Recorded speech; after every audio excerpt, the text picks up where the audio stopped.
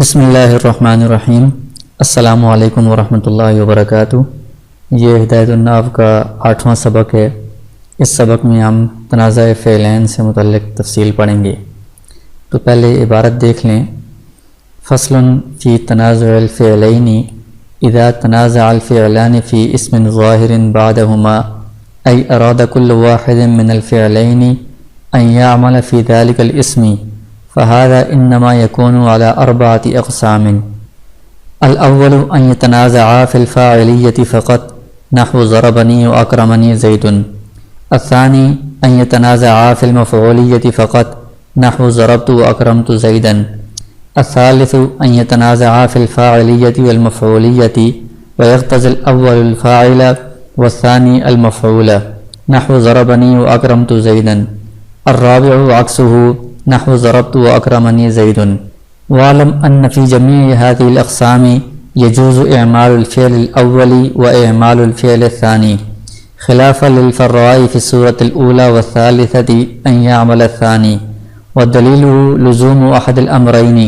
اما حذف الفاعل او الازمار قبل الذكر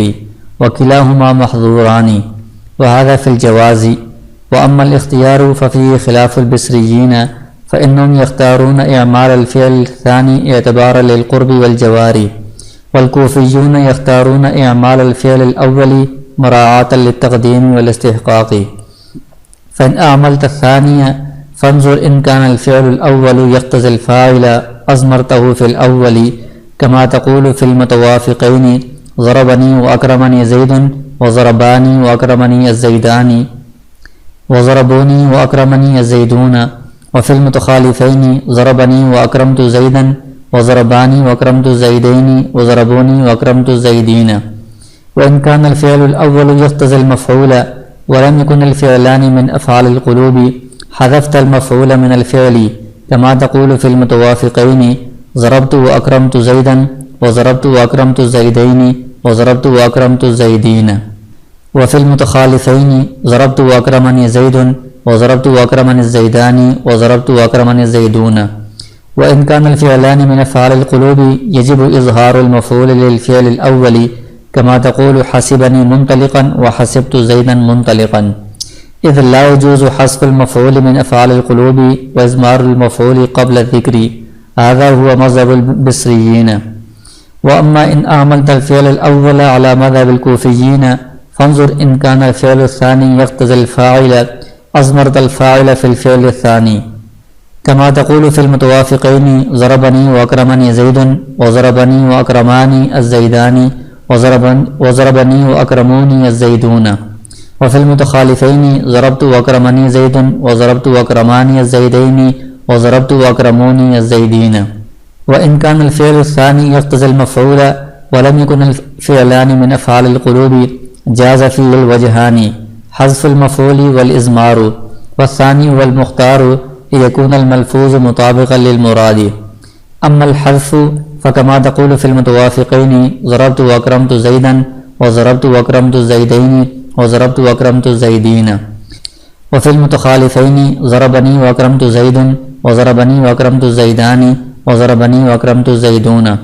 وأما الإضمار فكما تقول في المتوافقين ضربت وأكرمته زيدا وضربت وأكرمتهما الزيدين وضربت وأكرمتهم الزيدين. وفي المتخالفين ضربني وأكرمته زيد وضربني وأكرمتهما الزيدان وضربني وأكرمتهم الزيدون. وأما إذا كان الفعلان من أفعال القلوب فلا بد من إظهار المفعول، كما تقول حسبني وحسبتهما منطلقين الزيدان منطلقا، وذلك لأن حسبني وحسبتهما تنازعا في منطلقا، وأعملت الأول وهو حسبني وأظهرت المفعول في الثاني. فإن حذفت منطلقين وقلت حسبني وحسبتهما الزيدان منطلقا يلزم الاقتصار على أحد المفعولين في أفعال القلوب وهو غير جائز. وإن أضمرت فلا يخلو من أن تضمر مفردا وتقول حسبني وحسبتهما إياه الزيدان منطلقا، وحينئذ لا يكون المفعول الثاني مطابقا للمفعول الأول وهو هما في قولك حسبتهما. ولا يجوز ذلك أو أن تضمر مثنى وتقول حسبني وحسبتهما إياهما الزيدان منطلقا، وحينئذ يلزم عود الضمير المثنى إلى اللفظ المفرد وهو منطلقا الذي وقع في التنازع،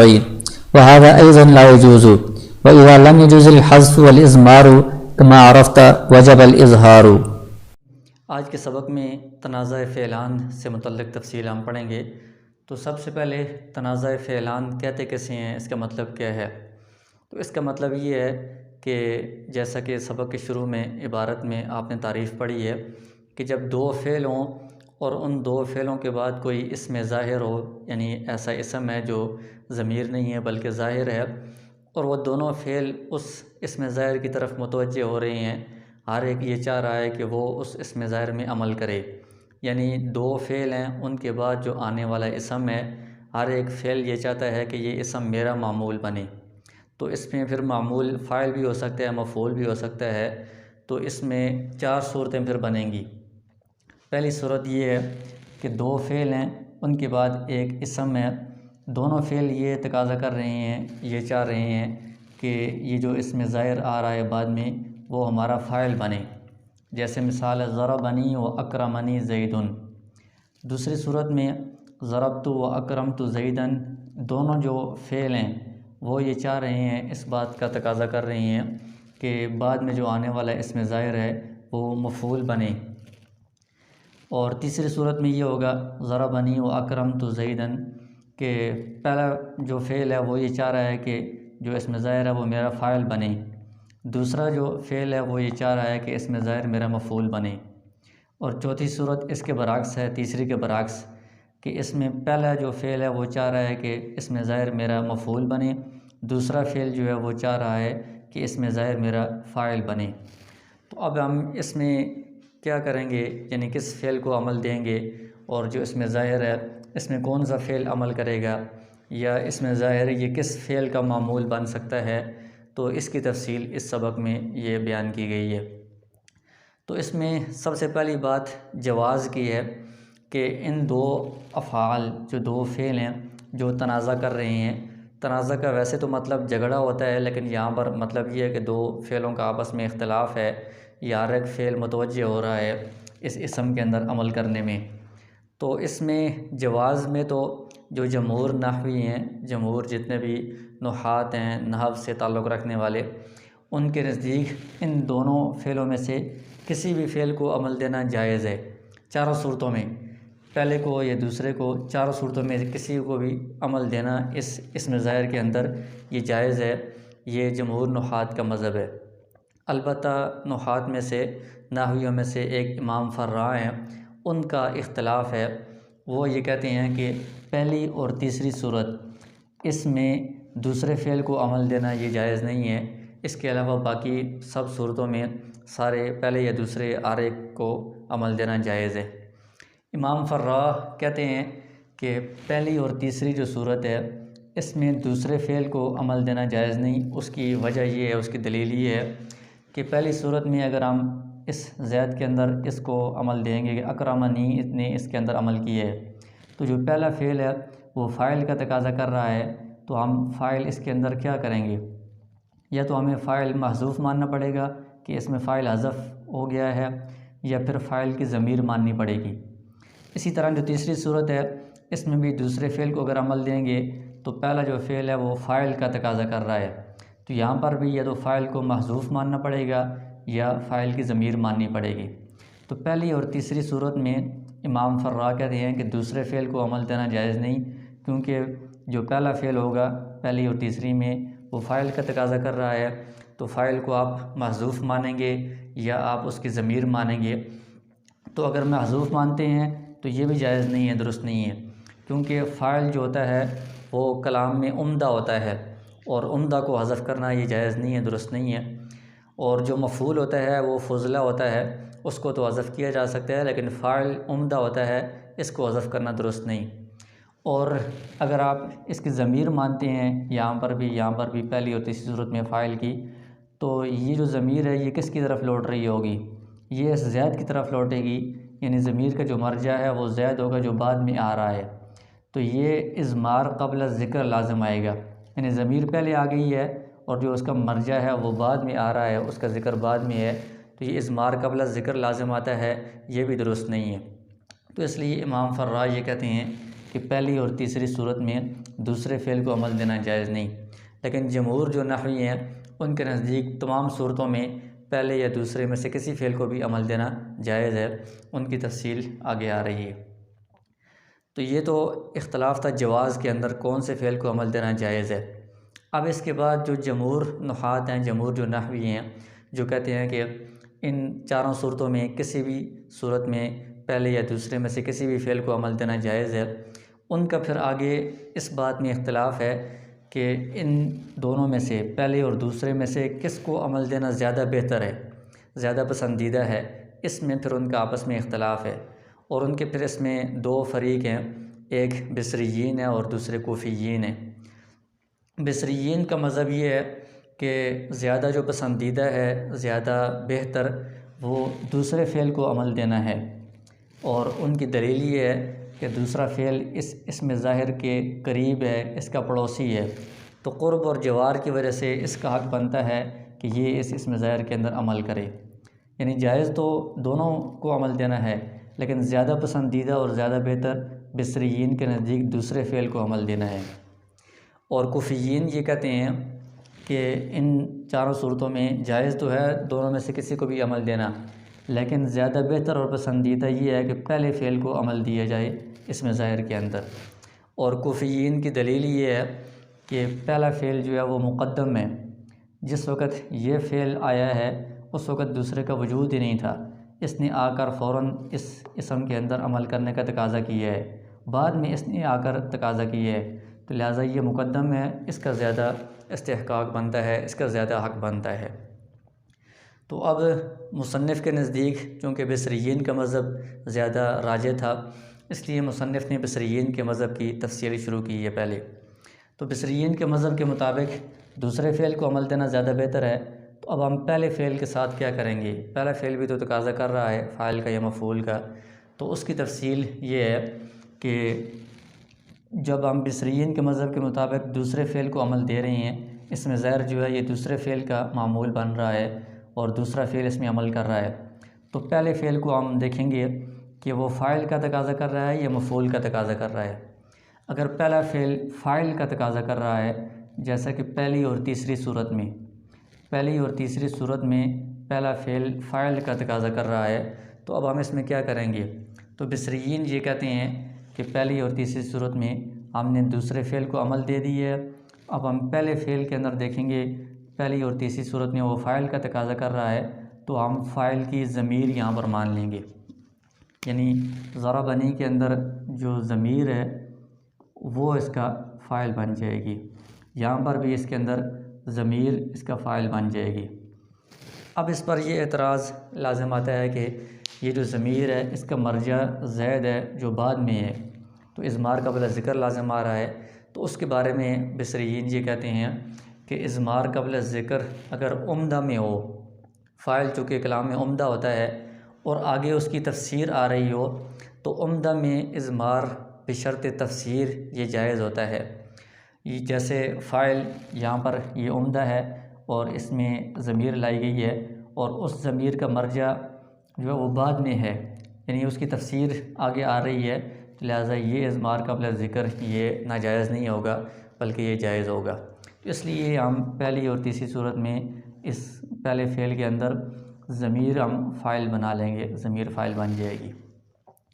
اور بصریین کے مذہب کے مطابق جب ہم نے دوسرے فعل کو عمل دے دیا ہے، تو پہلا فعل اگر تو فاعل کا تقاضا کر رہا ہو پھر تو ہم نے فاعل کی ضمیر مان لی ہے، اور اگر پہلا فعل مفعول کا تقاضا کر رہا ہے تو پھر کیا کریں گے؟ تو وہ کہتے ہیں کہ پہلا فعل اگر مفعول کا تقاضا کر رہا ہو، جیسے دوسری صورت ہے اور یہ چوتھی صورت ہے، اس میں بھی ضربتو کہہ رہا ہے کہ زید میرا مفعول بنے، اور یہاں پر بھی ضربتو کہہ رہا ہے کہ یہ زید میرا مفعول بنے، تو اس میں ہم پھر یہ کریں گے کہ مفعول کو ہم محذوف شمار کر لیں گے، یعنی حذف کر لیں گے۔ تو مفعول کو حذف کرنا یہ جائز ہے، کیونکہ مفعول جو ہوتا ہے وہ کلام میں فضلہ ہوتا ہے، تو فضلہ کو حذف کر دینے میں کوئی حرج نہیں ہے، یہ جائز ہے، تو ہم یہاں پر مفعول کو محذوف مان لیں گے۔ تو یہ بصریین کا مذہب یہ مکمل ہو گیا ہے۔ تو اس کی جو مثالیں ہیں وہ کتاب میں ساتھ ساتھ دی گئی ہیں۔ یہ پہلی صورت میں ہم نے ضمیر فاعل بنائی ہے، تو یہاں پر اگر زید اکیلا ہے تو اس کی ضمیر بھی واحد ہوگی، تو ضربنی و اکرمنی زید اسی طرح رہے گا۔ اور اگر یہاں پر زیدان یا زیدون آ رہا ہے، یعنی تثنیہ ہے، جمع ہے، تو اس میں جو ضمیر ہے وہ بھی اس کے مطابق ہوگی، وہ بھی تثنیہ ہے، جمع کی ہوگی۔ تو جب ضمیر ہو فاعل تو فعل کو اس کے مطابق لایا جاتا ہے، تو یہاں پر پھر فعل کو ضربانی و اکرمنی زیدانی اور ضربونی و اکرمنی زیدون اس طرح پھر پڑھا جائے گا۔ اور اس طرح یہ اس صورت میں بھی ضمیر جب فاعل ہے، یہاں پر اگر زیدان یا زیدون یعنی تثنیہ جمع آتا ہے تو ہم اس کو ضربانی ضربونی ضمیر کے مطابق پھر ہم اس کو تبدیل کریں گے۔ یہ مثالوں میں ہے۔ اور یہاں پر جو دوسری اور چوتھی صورت ہے، اس میں جو کہ مفعول حذف ہے، تو اس میں لفظوں میں کوئی فرق نہیں آئے گا، ضربت و اکرمت زیدن۔ اس کے بعد کوفیین کا جو مذہب ہے وہ یہ ہے کہ اس میں ظاہر کے اندر پہلے فعل کو عمل دیا جائے گا، یعنی پہلا فعل یہ اس میں ظاہر میں عمل کرے گا۔ تو جب ہم پہلے فعل کو عمل دیں گے تو دوسرا فعل کسی چیز کا تقاضا کر رہا ہے، فاعل کا یا مفعول کا، تو اس کے ساتھ ہم کیا کریں گے؟ تو کوفیین یہ کہتے ہیں کہ جب ہم نے پہلے فعل کو عمل دے دی ہے اس میں ظاہر کے اندر، اب دیکھیں گے کہ دوسرا فعل فاعل کا تقاضا کر رہا ہے یا مفعول کا۔ اگر دوسرا فعل فاعل کا تقاضا کر رہا ہو، جیسے یہ پہلی اور چوتھی صورت ہے، اس میں بھی اکرمنی تقاضا کر رہا ہے کہ زید میرا فاعل بنے، اور چوتھی صورت میں بھی اکرمنی تقاضا کر رہا ہے کہ زید میرا فاعل بنے، تو اس صورت میں ہم یہ کریں گے کہ فاعل کی ضمیر مان لیں گے، تو اس میں پھر ضمیر فاعل بنے گی، یہاں پر بھی ضمیر فاعل بنے گی، اور یہ ضمیر زید کی طرف لوٹ رہی ہے، یہاں پر بھی ضمیر زید کی طرف لوٹ رہی ہے۔ تو زید اگرچہ بعد میں ہے تو یہ اضمار قبل ذکر لازم آ رہا ہے بظاہر، لیکن وہ یہ کہتے ہیں کہ یہ اضمار قبل ذکر لفظاً ہے، رتبتاً نہیں ہے۔ اور اضمار قبل ذکر لفظاً کا مطلب کیا ہے کہ یہ زید اگرچہ لفظوں میں اس ضمیر کے بعد ہے، لیکن اس کا رتبہ کیا ہے کہ یہ زید اس کا فاعل ہے، تو یہ زید یہاں پر ہونا چاہیے۔ جب یہ زید کا رتبہ یہ یہاں پر ہونا ہے تو اس لیے رتبتاً یہ زید یہ ضمیر سے پہلے ہے، تو اضمار قبل ذکر لفظوں میں تو لازم آ رہا ہے زید بعد میں ہے، لیکن رتبتاً زید یہاں پر ہے، تو اس لیے رتبتاً یہ اضمار قبل ذکر لازم نہیں آ رہا۔ تو اضمار قبل ذکر جو ناجائز ہوتا ہے وہ والا ہوتا ہے جب لفظاً اور رتبتاً دونوں اضمار قبل ذکر لازم آ رہا ہو، صرف لفظاً اگر لازم آ رہا ہو تو وہ ناجائز نہیں ہوتا۔ اسی طرح یہاں پر بھی زید کا رتبہ یہاں پر ہے، تو اس لیے یہ جو اضمار قبل ذکر ہے لفظوں میں تو لازم آ رہا ہے، لیکن رتبتاً یہ لازم نہیں آ رہا۔ تو یہ تو تھا کہ دوسرا فعل فاعل کا تقاضا کر رہا ہو۔ اور کوفیین کے مذہب کے مطابق جب پہلے فعل کو عمل دے دی ہے تو اب دوسرے فعل کو دیکھیں گے، اگر وہ مفعول کا تقاضا کر رہا ہو، جیسے دوسری اور تیسری صورت ہے، اس میں اکرمتو کہہ رہا ہے کہ زید میرا مفعول بنے، اکرمتو کہہ رہا ہے کہ زید میرا مفعول بنے، تو اس کو ہم کیا کریں گے؟ تو اس میں وہ کہتے ہیں کہ دو صورتیں جائز ہیں، دونوں صورتوں میں اختیار ہے۔ آپ مفعول کو محذوف بھی مان سکتے ہیں، کیونکہ مفعول کلام میں فضلہ ہوتا ہے، تو فضلہ کو حذف کرنا یہ درست ہے، اس میں کوئی حرج نہیں ہے۔ اور دوسری صورت یہ بھی جائز ہے کہ آپ مفعول کی ضمیر بھی لا سکتے ہیں، تو جب حذف کیا جائے گا اس صورت میں تو یہ بات اسی طرح رہے گی، ضربت و اکرمت زیدن اور ضربنی و اکرمت زیدن، لیکن جس صورت میں ہم ضمیر لائیں گے تو وہ ضمیر اس کے مطابق پھر تبدیل ہوتی رہے گی۔ تو مثالیں کتاب میں موجود ہیں۔ یہ متوافقین، ان دونوں پہلی دونوں صورتوں کو کہا جاتا ہے کہ جس میں دونوں فعل ایک جیسا عمل کا تقاضا کر رہے ہیں، یہاں پر دونوں فاعل کا تقاضا کر رہے ہیں، یہاں پر دونوں مفعول کا تقاضا کر رہے ہیں، تو دونوں تقاضے میں موافق ہیں، ان دونوں کو متوافقین کہا جاتا ہے۔ اور ان دونوں صورتوں کو متخالفین کہتے ہیں کہ ایک فعل فاعل کا تقاضا کر رہا ہے، دوسرا مفعول کا۔ تو کتاب میں ان کی الگ الگ مثالیں اس طرح بتائی گئی ہیں۔ تو جب ہم حذف کریں گے پھر تو مثال اسی طرح رہے گی، اس میں کوئی فرق نہیں آئے گا، لیکن جب ضمیر مانیں گے تو پھر اس کو اکرمتہ اس طرح بنا دیا جائے گا۔ تو پھر یہاں پر اگر زیدان آتا ہے تو اکرمتہما آئے گا، زیدون آتا ہے تو اکرمتہم الزیدون آئے گا، اس طرح یہ پھر ضمیر بدلتی رہے گی اس میں ظاہر کے مطابق۔ یا تیسری جو صورت ہے اس میں بھی اکرمتہ زیدن، اکرمتہما زیدانی، اکرمتہم زیدون، یہ آئے گا، کیونکہ جو زید ہے یا زیدان یا زیدون یہ تو پہلے فعل کا یہ معمول بن رہا ہے کوفیین کے مذہب کے مطابق، دوسرے کی تو ہم ضمیر لا رہے ہیں تو وہ ضمیر اسی کی طرف لوٹ رہی ہے، تو جس طرح کا یہ اسم ہوگا واحد تثنیہ جمع وہ ضمیر بھی اس کے مطابق تبدیل ہوتی رہے گی۔ تو یہ جو 4 صورتیں ہیں ان میں یہ کوفیین اور بصریین کا مذہب آپ کے سامنے آ گیا ہے۔ اب اس کے بعد ایک بات آخری یہ رہ گئی ہے، تو یہ جو آپ نے صورتیں بیان کی ہیں اس میں مفعول کے تقاضے میں فعل ایسا ہونا چاہیے جو افعال قلوب میں سے نہ ہو۔ افعال قلوب کا مطلب یہ ہے کہ وہ افعال جن کا تعلق دل کے ساتھ ہوتا ہے، جیسے حسبت گمان کرنا، ظننت گمان کرنا، خلت خیال کرنا، اس طرح کے جو چند افعال ہیں ان کو افعال قلوب کہا جاتا ہے۔ تو یہ جو صورتیں بتائی ہیں یہ عام افعال کے متعلق ہیں، افعال قلوب کے علاوہ جتنے بھی افعال ہیں ان سب سے متعلق ہیں۔ افعال قلوب جو چند ہیں گنے چنے ہیں ان میں تفصیل تھوڑی سی مختلف ہوگی۔ تو افعال قلوب سے متعلق تفصیل یہ ہے کہ بصریین کے مذہب کے مطابق جو پہلے تفصیل بیان ہوئی ہے وہ عام افعال سے متعلق تھی۔ اگر جو پہلا مفعول ہے بصریین چونکہ دوسرے جو فعل ہے اس کو عمل دیتے ہیں، تو اگر پہلا فعل مفعول کا تقاضا کر رہا ہو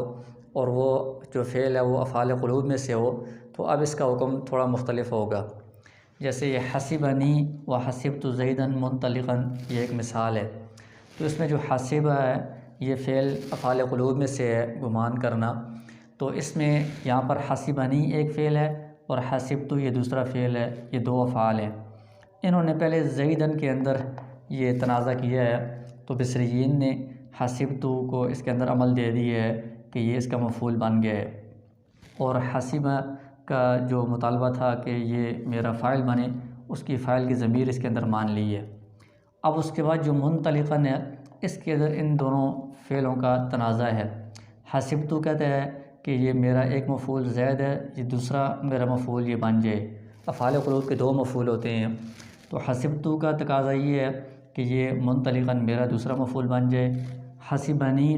اس کا یا ضمیر جو ہے یہ ایک مفعول ہے، اس کا تقاضا بھی یہ ہے کہ یہ منطلقاً میرا دوسرا مفعول بن جائے۔ تو بصریین چونکہ دوسرے فعل کو عمل دیتے ہیں تو انہوں نے منطلقاً کو اس دوسرے فعل کا حسبت کا دوسرا مفعول بنا دیے۔ تو یہ حسبت فعل ہے، اس میں ضمیر فاعل ہے، زیدن اس کا پہلا مفعول ہے، منطلقاً اس کا دوسرا مفعول ہے۔ اور یہ جو فعل ہے حسبنی اس میں ضمیر فاعل ہے، یا ضمیر اس کا پہلا مفعول ہے، اب اس کا دوسرا مفعول اس کا کیا ہوگا؟ تو بصریین یہ کہتے ہیں کہ اس کے دوسرے مفعول کو ذکر کرنا ضروری ہے یہاں پر، کیونکہ اس کو ہم اگر حذف کرتے ہیں تو افعال قلوب کے 2 مفعولوں میں سے کسی ایک کو حذف کرنا یہ جائز نہیں ہوتا، اور اگر ہم اس کی ضمیر یہاں پر مانتے ہیں تو وہ ضمیر اس منطلقاً کی طرف لوٹ رہی ہے جو بعد میں آ رہا ہے،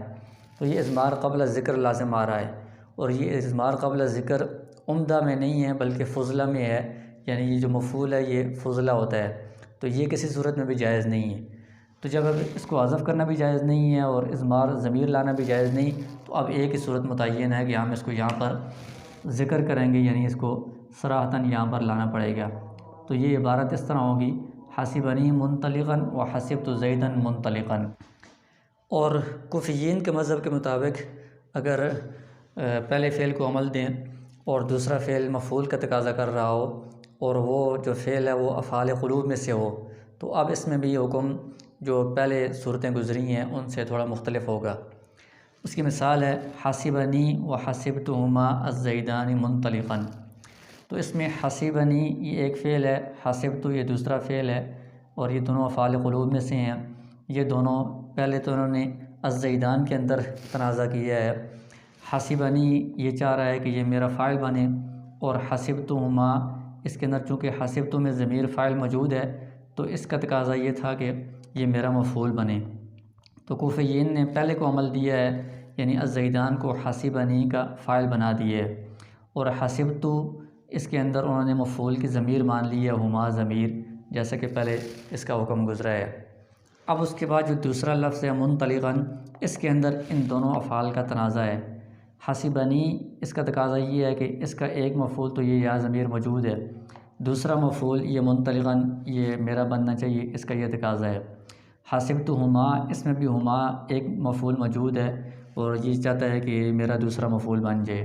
تو افعال قلوب کے دو مفعول ہوتے ہیں،